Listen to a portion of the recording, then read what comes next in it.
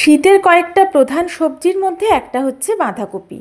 আজ আমি বাঁধাকপির একটা নতুন ধরনের রেসিপি আপনাদের সাথে শেয়ার করব। খুব সহজ সাধারণ একটা রেসিপি, কিন্তু স্বাদটা হয় একদম ভিন্ন রকমের। এটা বাড়িতে রান্না করে খেলে আপনাদের মুখের স্বাদটাও কিন্তু বদল হবে। নমস্কার, কাকলিস কুকিং হাবের নতুন একটি ভিডিওতে আপনাদের সবাইকে আবারও স্বাগত। আজ যে রান্নাটা আমি করছি তার জন্য আমি একটা ছোট বাঁধাকপি নিয়েছি। যেহেতু এটা বেশ ছোট, তাই আজ আমি পুরোটাই রান্না করব। এই কপির উপরের পাতাগুলো বেশ শক্ত হয়, তাই এগুলোকে আমি ছিঁড়ে ফেলে দিচ্ছি। তারপরে কপিটাকে খুব ভালো করে ধুয়ে নেব। আজ কপি কেটে নেওয়ার পরে আমি কিন্তু আর ধোবো না। আজ যে রান্নাটা করছি মূলত আমি একটা মশলাতেই রান্নাটা করছি, আর ফোড়নে আমি একটু নতুন ধরনের বা নতুনভাবে মশলার ব্যবহার করেছি। সেই কারণেই এই রান্নাতে আপনারা একটু নতুন রকমের স্বাদ পাবেন, একটু ভিন্ন ধরনের স্বাদ। পুরোটা দেখলে তবেই কিন্তু আপনারা বুঝতে পারবেন যে আমি ফোড়নটা কিভাবে ব্যবহার করেছি। এবারে আমি কপিটাকে কেটে নেব। প্রথমে আমি দুটো টুকরো করে নিলাম, তারপর প্রত্যেকটা টুকরোকে আবার ছোট করে আরও দুটো টুকরো করে নিচ্ছি। একটু ছোট করে কেটে নিচ্ছি, তারপরে কপিটাকে কুচিয়ে নেব। এই রান্নার জন্য কপি কিন্তু একদম মিহি করে কুচালেই ভালো হবে। মিহি করে কুচালে যেমন রান্নাটা ভালো হবে, দেখতেও ভালো লাগবে, খেতেও ভালো লাগবে। এই বাঁধাকপিটার প্রত্যেকটা টুকরো এখন আমি একদম মিহি করে কুচিয়ে নিচ্ছি।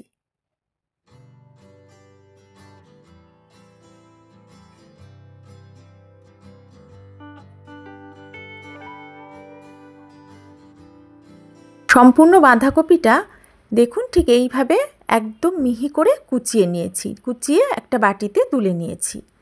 আর এখানে আমি নিয়ে নিচ্ছি 3 থেকে 3.5 চা চামচ পোস্ত। এই পোস্তটা প্রথমে একটু গুঁড়ো করে নেব, তারপরে পরিমাণ মতো জল আর 2টো কাঁচা লঙ্কা দিয়ে একদম মিহি করে বেটে নেব। গ্যাস ওভেনে এখন আমি একটা কড়া বসিয়ে কড়াতে দিয়ে দিয়েছি 1 টেবিল চামচ সর্ষের তেল। তেলটা ভালো করে গরম করে নিয়ে আমি একটা শুকনো লঙ্কা ফোড়ন দিলাম। এটা মাঝখান থেকে একটু ছিঁড়ে দিয়েছি। এখন লো ফ্লেমে নাড়াচাড়া করে এটা ভেজে নিচ্ছি। যতক্ষণ না সুন্দর একটা লঙ্কা ভাজার গন্ধ বেরোচ্ছে ততক্ষণ আমি ভেজে নিলাম। এখন আমি এর মধ্যে কুচিয়ে রাখা বাঁধাকপিটা দিয়ে দিয়েছি। এবার নাড়িয়ে চাড়িয়ে আমি তেলের সাথে ভালো করে মিশিয়ে নিচ্ছি। গ্যাসের ফ্লেমটা মিডিয়ামে করে দিয়েছি। মিডিয়াম ফ্লেমে আমি এইভাবে নাড়াচাড়া করে 2 মিনিট মতো ভেজে নেব। প্রথমেই লবণ দিচ্ছি না, কারণ জল বেরোলে কপিটা একটু ভাজা হবে না। এইভাবে একটু ভেজে নেওয়ার পর এখন আমি এর মধ্যে 1/2 চা চামচ লবণ দিয়ে দিলাম। লবণটা দিয়ে মিশিয়ে নিয়ে 1 মিনিট মতো আবারও ভেজে নেব। যেহেতু এখন লবণ দিয়েছি, এর থেকে কিন্তু জল বেরোতে শুরু করবে। আমি 1 মিনিট পরে লো ফ্লেমে ঢাকা দিয়ে কপিটা সেদ্ধ করে নেব। আমি আলাদা করে এতে কোনো জল দিচ্ছি না, তবে ঢাকা তুলে 2-1 বার নেড়ে দেব। তখন যদি মনে হয় যে তলায় একটু লেগে লেগে যাচ্ছে, তাহলে 1 টেবিল চামচ কি 2 টেবিল চামচ জল দেব। তার বেশি কিন্তু জল দেওয়ার কোনো প্রয়োজন নেই, কপির জলেই এটা সেদ্ধ হয়ে যাবে। ভালো করে আমি নাড়িয়ে চাড়িয়ে নিলাম। এখন আমি লো ফ্লেমে ঢাকা দিয়ে কপিটা ভাপিয়ে নেব। ফাইনালি ঢাকাটা তুলে নিয়েছি। মাঝে 1-2 বার ঢাকা তুলে নেড়ে দিয়েছিলাম। কপিটা কিন্তু ঠিকঠাকভাবে ভাপানো হয়ে গেছে, হালকা লালচে একটা কালারও এসে গেছে, জল পুরো শুকিয়ে গেছে। আমি 1 টেবিল চামচ মতো জল অ্যাড করেছিলাম, তার বেশি জল প্রয়োজন হয়নি। এখন আমি এর মধ্যে দিয়ে দিলাম কালারের জন্য কাশ্মীরি লঙ্কার গুঁড়ো, আর 1/2 চা চামচ দিয়েছি, আর 1/2 চা চামচ দিলাম হলুদ গুঁড়ো। এই গুঁড়ো মশলাটা কপির সাথে নাড়িয়ে চাড়িয়ে ভালো করে মিশিয়ে নিচ্ছি। এটা ভালোভাবে মিশিয়ে নেওয়ার পর 1 মিনিট মতো আবারও ভেজে নিয়েছি, যাতে কাঁচা গন্ধটা চলে যায়। যে পোস্তটা আমি জল দিয়ে বেটে রেখেছিলাম, সেই পোস্ত বাটাটা এখন অ্যাড করে দিলাম, আর বাটি ধুয়ে দিলাম সামান্য জল। পোস্ত বাটার সঙ্গে কপিটা এবার আমি ভালো করে মিশিয়ে নেব। এটা মিশিয়ে নেওয়ার পর আবারও 1-1.5 মিনিট গ্যাসের ফ্লেমটা লোতে রেখে নেড়ে চেড়ে ভেজে নেব। এখন আমি এর মধ্যে দিয়ে দিলাম 2টো চেরা কাঁচা লঙ্কা, আর দিয়ে দিলাম স্বাদ মতো আরও একটু লবণ। এখানে ঝালটা আপনারা যে যেমন খাবেন সেই বুঝেই দেবেন। লবণটা যেহেতু দিয়েছি, নাড়িয়ে চাড়িয়ে আবারও মিশিয়ে নিচ্ছি।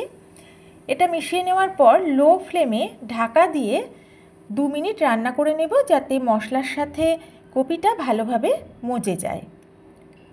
মিনিট দুয়েক পরেই আমি ঢাকাটা তুলে নিয়েছি। সব কিছু কিন্তু আবারও বেশ ভালোভাবে ভাজা ভাজা হয়ে গেছে, সুন্দর ভাজা গন্ধ বেরোচ্ছে। একটু নেড়ে নেওয়ার পর এটাকে আমি নামিয়ে সাইডে এখন রেখে দেব। এখন গ্যাস ওভেনে আমি আরেকটা কড়া বসিয়ে দিলাম। কড়াটা গরম হয়ে যাওয়ার পর এতে দিয়ে দিচ্ছি 1.5 চা চামচ পরিমাণ ঘি। ঘিটা এখন জমে আছে, গললে 1.5 চা চামচ পরিমাণই হবে। ঘিটা গরম হয়ে যাওয়ার পরে আমি এতে দিয়ে দিচ্ছি একটা শুকনো লঙ্কা, দিচ্ছি একটা তেজপাতা একটু ছিঁড়ে নিয়ে দিলাম, আর দিচ্ছি 1/2 চা চামচ গ্রেট করে নেওয়া আদা। এখন লো ফ্লেমে এই সব কিছু নাড়াচাড়া করে বেশ হালকা লালচে করে আমি ভেজে নিলাম। ফোড়ন থেকে সুন্দর গন্ধ বেরোতে শুরু করেছে। এখন আমি আগে থেকে রেডি করে রাখা বাঁধাকপিটা এর মধ্যে দিয়ে দিচ্ছি। যারা এখনও পর্যন্ত আমার সাথে থেকে ভিডিওটা দেখছেন, পুরোটা দেখার পর যদি ভালো লাগে, যদি লাইক করতে ভুলে যান একটা লাইক করবেন পারলে, আর একটু শেয়ার করবেন। নতুন বন্ধুরা আমার ভিডিও ভালো লাগলে বন্ধু হয়ে পাশে থাকবেন। কপিটা দেওয়ার পর নাড়িয়ে চাড়িয়ে ভালো করে আমি মিশিয়ে নিচ্ছি। এটা ভালো করে মিশিয়ে নেওয়ার পরে এখন আমি এর মধ্যে দিয়ে দিচ্ছি স্বাদ মতো চিনি। খুব বেশি মিষ্টি কিন্তু আমি অ্যাড করলাম না, তবে নিরামিষ রান্না একটু মিষ্টি দিলে ভালো লাগে। অবশ্যই আপনারা সেটা আপনাদের স্বাদ মতো দেবেন। চিনিটা দিয়ে আবারও একটু নেড়ে নিচ্ছি। এখন গ্যাসের ফ্লেমটা লোতে করে ঢাকা দিয়ে 1 মিনিট রান্না করব, তাহলে চিনিটা গলেও যাবে আর সবজির সাথে ভালোভাবে মিশেও যাবে। 1 মিনিট পরেই ঢাকাটা তুলে নিয়েছি। সুন্দর গন্ধ বেরোচ্ছে, লবণ মিষ্টি সবই চেক করে নিয়েছি। রান্নাটা আমার একদম কমপ্লিট। গ্যাসের ফ্লেমটা আমি এখন অফ করে দিলাম। এবারে ঢাকা দিয়ে আমি কিছুটা সময় স্ট্যান্ডিং টাইমে রেখে দেব। সম্পূর্ণ নিরামিষ পোস্ত বাটায় বাঁধাকপির এই চচ্চড়িটা কেমন লাগলো আমাকে জানাতে কিন্তু ভুলবেন না। রুটি, পরোটা, লুচির সাথে এটা তো ভীষণ ভালো লাগবে। এছাড়া গরম গরম ভাতের সাথে ডালের পাতেও কিন্তু এই রেসিপিটা নিরামিষ দিনে রাখতে পারেন। খেয়ে বাড়ির সবাই খুবই খুশি হবে। আর দেখতেই পেলেন বানানো খুব একটা ঝামেলা নেই, অল্প সময় তৈরি হয়ে যায়। যদি রেসিপিটা ভালো লাগে বাড়িতে বানিয়ে খেয়ে আমাকে কমেন্ট বক্সে জানাবেন। তাহলে আজকের মতো আমি বিদায় নিচ্ছি। নতুন রেসিপি নিয়ে তাড়াতাড়ি চলে আসব। সবাই ভালো থাকবেন, সুস্থ থাকবেন।